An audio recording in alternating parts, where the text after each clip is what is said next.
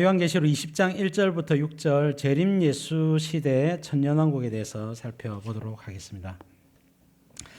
자, 장차될 일, 18장까지가 일곱 인을 떼는 내용이고요.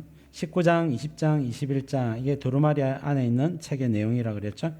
그래서 20장은 세 가지 사건이 있습니다. 천년왕국, 천년왕국이 끝나고 나면, 천년이 지나고 나면 곡과 마옥 전쟁을 합니다.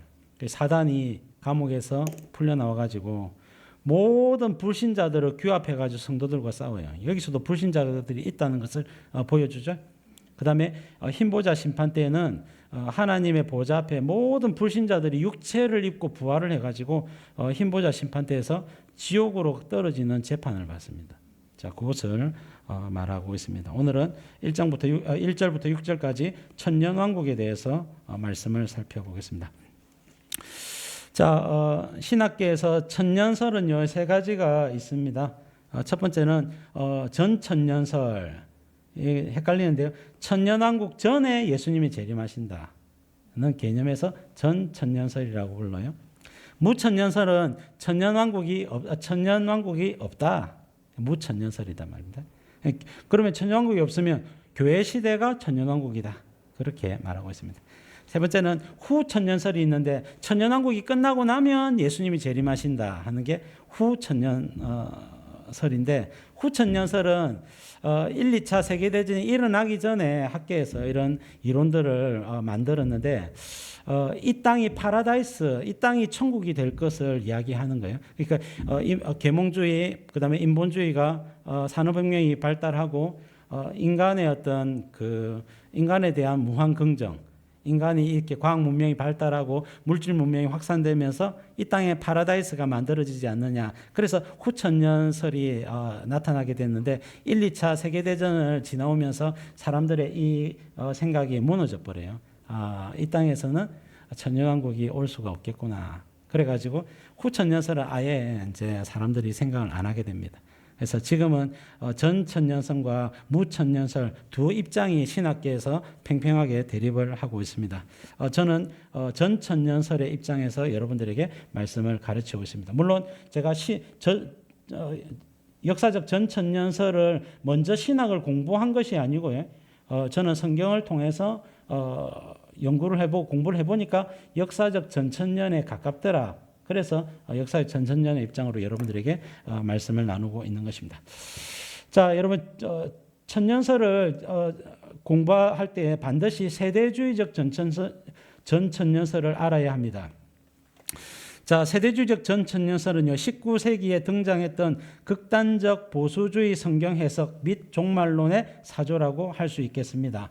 주창자는 19세기 영국 국교의 반대파인 플리머스 형제단 소속의 존 넬슨 다비입니다. 자, 그가 책을 쓰고 이 세대주의적 전천년설을 주창했고, 이 세대주의적 전천년설이 시대를 주관했어요. 유럽과 미국 이쪽 일대의 모든 대부분의 그리스도인들에게 종말은 무엇이냐? 세대주의적 전천년설이라는 겁니다. 그래서 대부분의 사람들이 보수적인 교회들이 전부 다 이런 생각을 하게 되고, 당시에는 보수 자유할 것 없이 전부 다 세대주의적 전천년이 성경적이라고 이해를 해왔습니다. 자, 게다가 스코필드 관주 성경, 옛날에 관주 성경 유행했던 때가 있었죠. 자, 스코필드 관주 성경이 확산되면서 이 스코필드 관주 성경이 종말론을 다루면서 세대주의적 전천년설을 받아들였습니다. 그러니까 자연스럽게 관주 성경을 사고 읽는 사람들이 전부 다 종말은 세대주의적 전천년이구나 이렇게 생각을 하게 되었어요. 그러나 여러분, 오늘날 장로교나 개혁주의 교회들은 잠시 초기에는 수용을 했다가 20세기 이제 중반을 넘어오면서 세대주의적 전천년설은 문제가 많다 해서 배격하게 되고, 그 와중에 무천년주의와 역사적 전천년주의가 확산되게 되어지는 것입니다. 자, 세대주의는 역사를 7세대로 구분을 합니다. 잘렸는데, 자, 첫 번째는 무제 시대, 두 번째는 양심 세대, 세 번째는 인간 통치 세대, 네 번째는 족장 세대, 다섯 번째는 율법 세대, 여섯 번째는 은혜 세대, 일곱 번째는 천년왕국 세대 해가지고 7세대로 나눕니다. 자, 그래서 역사 속에 7세대, 그러니까 천년왕국 세대는 이 역사 속에서 이루어진다 하는 것을 이야기하죠. 자, 이것은 크게 무리가 없습니다. 뭐 이렇게 세대를 구분한다고 해서 뭐 그렇게 비성경적이냐 라고 하는 비성적인 요소들을 찾기는 어렵습니다. 뭐 이렇게 이해할 수도 있고 저렇게 이해할 수도 있습니다. 문제는 뭐냐? 자, 세대주의가 역사를 이렇게 종말론적인 이 제목이 틀렸는데 종말론의 입장에 있어서 좀 문제가 있습니다. 자, 먼저는 해석 방법에 성경을 해석할 때에 세대주의는 철저하게 문자적으로만 해석을 합니다. 자, 무천년주의는 주로 상징으로 해석합니다. 웬만하면 90%, 95% 이상 다 상징적으로 해석을 합니다. 역사적 전천년은 문자적으로도 우선 이해하고 문자적으로 도무지 이거는 말이 안 된다 하는 것은 상징적으로 해석을 합니다. 자, 그리고 이스라엘과 교회 구분도 세대주의와 역사적 전천년은 구분하지만 무천년은요 이스라엘과 교회를 특별히 구분을 하지 않아요. 그래서 이스라엘이든 교회든 전부 다 성도들이다. 이방인 성도들도 영적 이스라엘이다. 이렇게 이야기하면서 구분을 안 합니다. 근데 성경을 읽다 보면 이스라엘의 회복, 그죠? 이스라엘이 종말에 회복된다는 그런 내용들. 그러니까 이런 입장들은 전천년의 입장이겠죠. 자, 무천년은요 이스라엘 종말에 회복이 되든 안 되든 상관이 없다는 겁니다. 자, 그렇게. 자, 그래서 된다는 의견을 받아들이는 분들도 있고, 그것은 상징적으로 말한 것이지 꼭 이스라엘이 마지막 시대에 복음을 믿고 예수님을 받아들인다 그렇게 볼 필요는 없다라고 이야기를 합니다. 자, 그다음에 7년대 환란에 있어서 세대주의는 7년대 환란을 당하는 사람 누구냐? 이스라엘만 당한다는 거예요. 이방인들은 7년대 환란을 안 당한다. 그러니까 7년대 환란 전에 이방인 성도들이 휴거된다. 그래서 이중 휴거설을 믿어요. 무천년은요, 이제 예수님이 이렇게 땅끝까지 복음이 증거되면 예수님이 재림한다. 그래서 일중 휴거만 믿고, 역사의 전천년도 무천년과 마찬가지로 일중 휴거, 한 번 휴거가 있다라고 믿습니다. 천년왕국에 있어서는 세대주의나 역사의 전천년은 전천년이기 때문에 재림 이후에 천년왕국이 펼쳐진다. 어디에서? 이 땅 위에서. 자, 무천년은 그런 거 없습니다. 예수님 재림하면 새하늘과 새 땅 시대로 가게 된다. 이렇게 생각을 해요. 천년왕국 시대에 사람이 있느냐? 사람은 누구냐? 자, 성도들과 이스라엘 민족만 재림 예수님 시대에 있다는 겁니다. 무천년주의는 교회 시대가 천년왕국이기 때문에 따로 의미가 없다는 겁니다. 그 다음에 역사적 전천년은 교회와 이방인 성도와 이스라엘이 철저하게 구분되어 있다는 겁니다. 그리고 재림 예수님 시대, 천년왕국 시대에는 불신자들이 있다는 입장이 역사적 전천년 입장 중에 일부분이 이렇게 믿고 있어요. 저는 그 일부분에 해당하는 입장입니다. 자, 1, 2절 말씀 살펴보겠습니다. 또 내가 보매 천사가 무저갱의 열쇠와 큰 사슬을 그의 손에 가지고 하늘로부터 내려와서 용을 잡으니 곧 옛 뱀이요 마귀요 사탄이라 잡아서 1000년 동안 결박하여. 자, 천사는 경찰 천사입니다. 자, 제가 이름을 붙였는데요. 자, 왜냐하면 경찰 우리 공무원들은 감옥 열쇠하고 그다음에 수갑을 가지고 있지 않습니까? 자, 그래서 무저갱의 열쇠, 감옥 열쇠입니다. 큰 쇠사슬 수갑이란 말입니다. 그래서 이 천사는 경찰 천사가 아니겠느냐 이렇게 제가 비유로 말씀을 드립니다. 그리고 무저갱의 열쇠는 감옥 열쇠고요. 무저갱은 바닥이 없는 감옥이죠. 바닥이 없는 감옥. 한없이 떨어지는 해서 한없이 떨어지는 그런 감옥입니다. 사단과 주로 이제 악한 영들을 가두는 감옥입니다. 큰 쇠사슬, 사단 결박용 수갑이 되겠습니다. 자, 무천년주의자들은 주로 상징적으로 해석을 한다 그랬죠. 그래서 용은 악의 세력으로 이해를 합니다. 결박은 예수님 공생의 십자가 부활로 약해진 사단의 이미지를 이야기합니다. 그리고 천년은 실제로 천년이 아니라 교회 시대에 대한 상징이라는 겁니다. 교회 시대가 지금 약 2000년 정도 지나가고 있는데요. 앞으로 뭐 200년이 더 될지 500년이 더 될지 그거는 모른단 말입니다. 그래서 교회 시대 전체가 천년으로 이렇게 묘사되어 있다. 그래서 천년은 상징적인 숫자다. 이렇게 무천년주의자들은 이야기를 합니다. 무천년주의자들은 웬만하면 상징으로 해석해요. 웬만하면. 자, 그러나 여러분 교회 시대가 과연 천년왕국 시대일까? 이겁니다.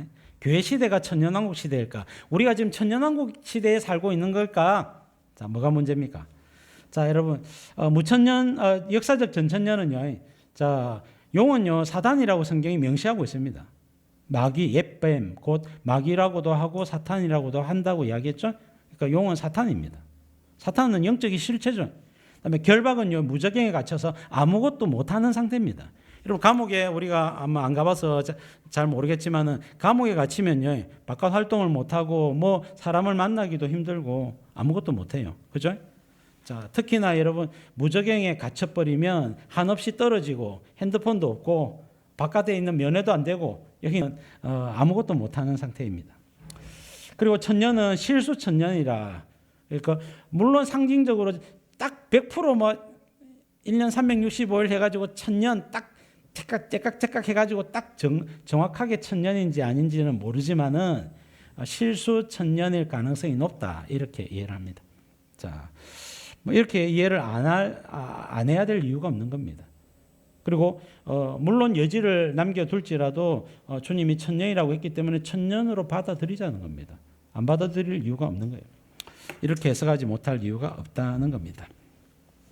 자, 무천년주의자들은 교회 시대가 천년왕국이라고 주장을 합니다. 그러면 만약 교회 시대가 천년왕국이라면 사단은 과연 무적행에 갇혀 있느냐 하는 겁니다. 이게 결정적이에요. 그래서 여러분 요한계시록 20장이 있느냐 없느냐는요. 종말에 대한 이해에 있어서 결정적인 키가 있는 것입니다. 만약에 계시록 20장이 없었더라면 우리는 무천년주의에 대해서 굉장히 긍정적으로 생각했을 가능성이 있습니다. 근데 계시록 20장이 있는 바람에 이거는 좀 아닌 것 같다는 생각을 이제 하게 되는 거예요. 그래서 만약 교회 시대가 천년왕국이라면 사단이 무적행에 갇혀 있느냐? 갇혀 있지 않다는 겁니다. 사단은 지금 열심히 활동을 하고 있다는 겁니다. 그러니까 교회 시대는 천년왕국이 결코 아니다는 결론을 내게 되는 겁니다. 자, 그래서 무적행에 갇혀 있다면 사단은 아무것도 못해야 합니다. 그러나 여러분 성경을 보시면 에베소 4장 27절 마귀에게 틈을 주지 말라. 마귀는 계속 성도들의 죄의 틈을 찾으려고 합니다.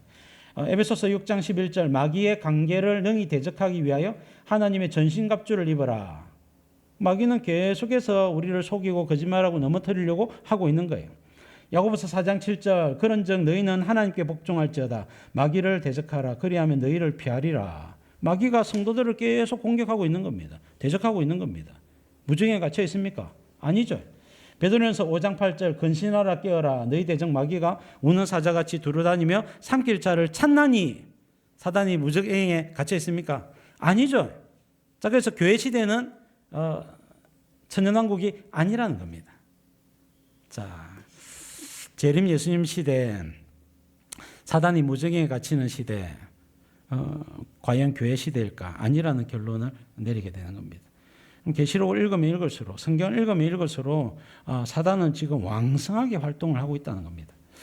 요한계시록 2장 10절에도 너는 장차 받을 고난을 두려워하지 말라. 볼지어다 마귀가 장차 너희 가운데에서 몇 사람을 오게 던져 시험을 받게 하리니. 마귀는 활동을 하고 있습니다.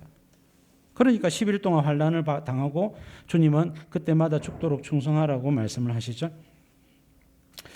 사단은 무적행에 갇혀 있는 것이 아니다. 지금은 하나님 나라와 사단의 나라가 한 전쟁이 치열하게 이루어지고 있습니다. 그래서 우리가 복음을 전하면 사단의 나라가 무너지고 사단이 우리 교회와 성도들을 미혹하고 넘어뜨리게 되면 사단의 나라가 세워지게 되는 겁니다. 에베소서 6장 11절 마귀의 관계를 능히 대적하기 위하여 하나님의 전신갑주를 입어라. 우리의 씨름은 혈과 육을 상대하는 것이 아니요 통치자들과 권세들과 이 어둠의 세상 주관자들과 하늘에 있는 악의 영들을 상대함이라. 그렇습니다. 마귀는 계속해서 활동을 하고 있고 복음 전하는 성도들과 성도들은 사단과 계속해서 전쟁을 하고 있는 것입니다. 자, 계시록 20장 1, 2절 말씀을 신학적 자기 견해를 합리화하기 위한 방편으로 성경을 해석하면 안 된다는 겁니다. 여러분, 교수님들이 이제 현대 신학을 배우고서 주로 무천년주의에 대한 입장을 그전 교수님이나 가르치신 이제 저명한 이제 학자들을 통해서 배우고 나면 그것에 따라서 논문을 적게 되고 신학적 견해를 확립하게 됩니다. 그리고 강단에 서서 제자들을 가르치게 됩니다. 그러다 보니까 자연스럽게 한 말도 있고 배운 가르침도 있고 딱히 다르게 정립한 이론들도 없기 때문에 무천년주의에 대해서 옹호하면서 이야기를 하려고 하니까 딱 걸림이 되는 말씀이 뭡니까? 계시록 20장 1, 2절 말씀이라는 거예요. 이게 문제단 말입니다. 1, 2, 3절. 그러니까 이것은 철저하게 상징으로 해석하려고 하는 겁니다. 그래야지만 피할 길이 있기 때문에 그렇습니다. 그러나 여러분, 성경은 이미 문자적으로 해석하고 도무지 논리적으로 합리적으로 말이 안 되면 상징적으로 해석을 할 수 있지만 재림 예수님 시대에 얼마든지 그런 세상이 열릴 수가 있는 거예요. 그렇기 때문에 굳이 상징으로 해석할 필요가 없다. 역사적으로 현실적으로 재림 예수님 시대가 이 지구 위에서 천년왕국 시대가 얼마든지 펼쳐질 수 있다는 겁니다. 자, 그래서 계시록 20장 1, 2절의 시대는 교회 시대가 아니다. 예수님 재림 이후에 마귀가 무적행에 갇히고 아무것도 할 수 없는 상태가 된다는 겁니다. 그리고 재림 예수님과 성도들이 온 세상을 다스리는 그런 시대가 온다는 겁니다. 그래서 요한계시록 20장은 계시록 19장이 예수님의 재림을 묘사하잖아요. 그리고 연이어서 이게 이 장절은요 17세기 초에 만들어지거든요. 이게 원래 장들이 없이 연속되어 있단 말입니다. 그래서 19장 다음에 20장 바로 재림 예수님 시대, 예수님 재림하고 난 바로 그 다음 시대를 묘사하고 있는 것입니다. 문맥상 그렇다는 거예요. 3절 말씀 보겠습니다. 무적행에 던져 넣어 잠그고 그 위에 임봉하여 천년이 차도록 다시는 만국을 미혹하지 못하게 하였는데 그 후에는 반드시 잠깐 노일이라. 자, 다시는 만국을 미혹하지 못하게 하였는데, 자, 오늘날 마귀는 여전히 성도들을 미혹합니다. 넘어져 본 적 없습니까? 우리 다 넘어져 본 적이 있습니다. 그래서 성도들이 죄짓고, 여러분, 내가 그 말을 하지 말았어야 되는데, 나도 상처를 받기도 하고, 나도 상처를 주기도 하고, 그렇게 살아가요. 마음은 원의로 돼, 육신이 약하죠. 그래서 그게 사단이 미혹했고, 미끼를 던졌는데 콱 물어버린 거예요. 그러니까 이제 우리가 넘어졌단 말이에요. 자, 버가모 교회, 자, 내가 어디에 사는지를 내가 아노니 거기는 사단의 권자가 있는 데라.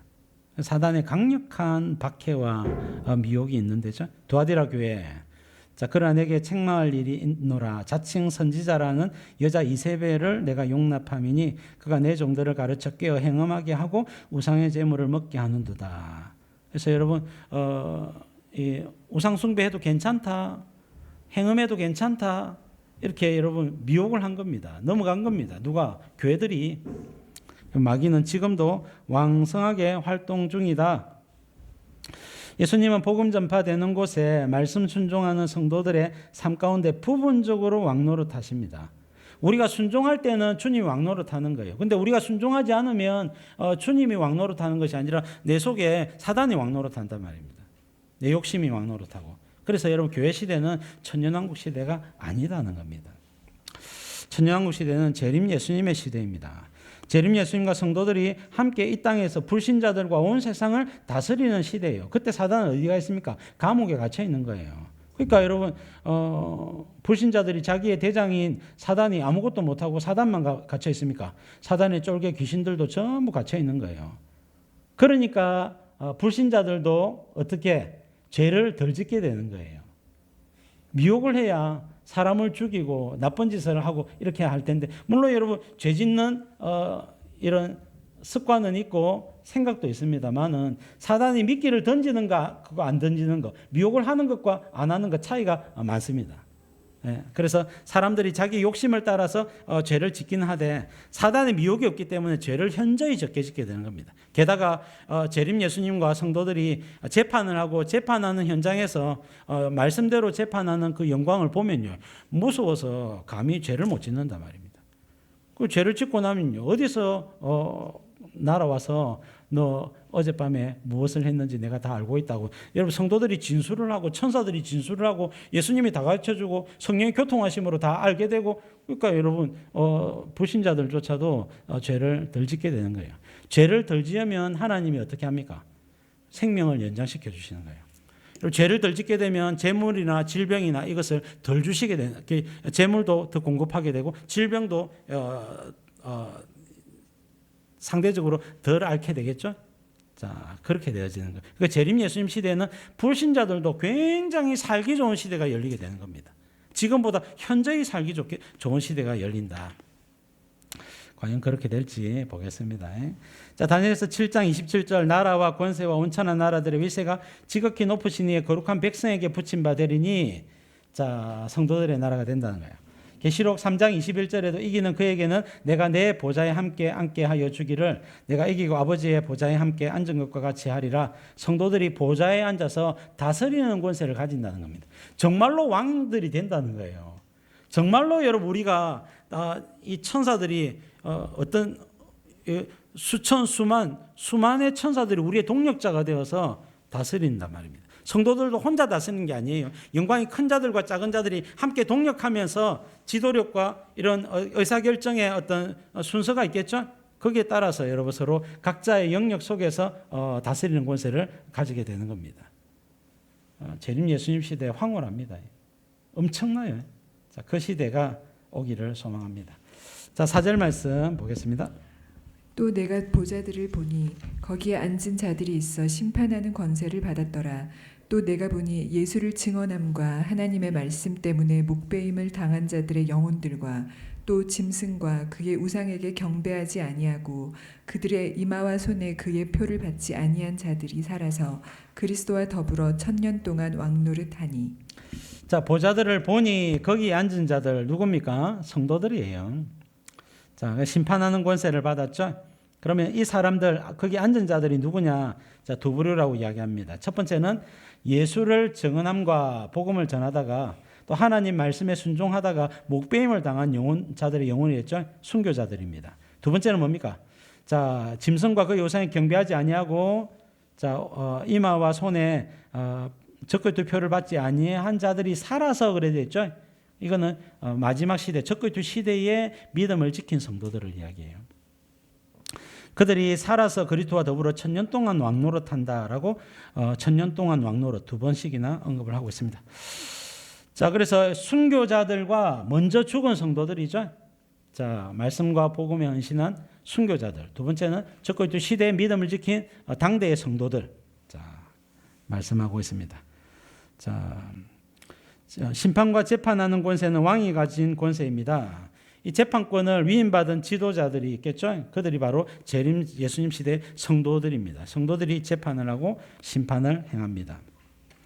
자, 고린도전서 6장 2절에 보니까 성도가 세상을 심판할 것을 너희가 알지 못하느냐. 언제? 재림 예수님 시대에. 세상도 너희에게 판단을 받겠거든 지극히 작은 일 하나 판단하기를 감당하지 못하겠느냐. 그렇게 말씀합니다. 여러분, 고린도 교회 6장, 고린도전서 6장에 보면 형제가 형제를 세상 법정에다가 송사를 하거든요. 그렇게 하면서 왜 교회가 그 역할을 못 해냈느냐라고 바울이 책망을 하고 있는 거예요. 여러분, 교회는 재판을 할 수 있습니다. 그래서 우리 헌법에도 보면, 교단 헌법에도 보면 재판하는 과정이나 절차들을 다 소개를 해놨습니다. 그래서 재판국을 또 만들어서 이렇게 할 수도 있고요. 다 법들이 있습니다. 근데 오늘날 이제 어떤 예를 들면 교회 안에 유력한 자들이나 목회자나 장로들이나 헌금 많이 하시는 분들이 어떤 죄에 연루되면 저분을 괜히 징계했다가 나 우리 교회 안 다닐랍니다. 교회를 떠나면 안 되잖아요. 헌금이 날아가고 여러분 그 사람들과 연결되어 있는 성도들 교회를 떠날 수 있잖아요. 그러니까 여러분 교회가 그런 것을 우려해 가지고 공의로 판단을 못 하는 거예요. 예. 그러니까 이제 세상 법정에 맡기기도 한단 말입니다. 안타까운 모습이죠. 교회가 여러분 오늘날 이렇게 교회 이동이 자유로운 분위기 속에서 이 제대로 정직하게 재판하는 것은 큰 희생을 각오해야만 할 수가 있습니다. 쉽지 않아요. 예, 저도 뭐 이렇게 말하지만은 막상 이런 상황이 됐을 때 굉장히 어려워요. 예. 그러나 주님 보실 때는 그렇게 해야 돼요. 해야 된단 말이에요. 자, 그래요. 그래서 성도가 세상을 판단한다. 언제? 재림 예수님 시대에 판단한단 말이에요. 계시록 2장 26절에 보니까 이기는 자와 끝까지 내 일을 지키는 그에게 만국을 다스리는 권세를 주리니 그가 철장을 가지고 그들을 다스려 질거를 깨뜨리는 것과 같이 하리라 했죠. 자, 여러분 재림 예수님 시대에 만국을 다스리는 권세를 성도들이 받는다 했습니다. 근데 성도들이요, 자기들끼리 그냥 찬양하고 예배하고 기뻐하고 이렇게 하는 것이 아니라 어떤 자들을 쇠몽둥이 철장이거든요. 철장을 가지고 쇠몽둥이를 가지고 사람들의 머리를 깨트린다는 겁니다. 사람들을 죽인단 말입니다. 심판을 행한단 말입니다. 그들을 다스려 질거를 깨트리는 것 같이 심판하고 심지어는 사형을 집행하기도 하더란 말입니다. 불신자들이 없으면 이게 불가능합니다. 뭐 사자 보고 니 사자 너 왜 양 잡아 먹어서 하고 뭐 머리를 깨트립니까? 그게 아니죠. 그게 아니라 재림 예수님 시대 불신자들이 있다는 것을 암시하고 있는 거예요. 성도들이 불신자들을 다스리는 시대, 이 재림 예수님 시대입니다. 자, 이 부분에 대해서는 성경에 계속해서 언급을 하고 있어요. 자, 5절 말씀 보겠습니다.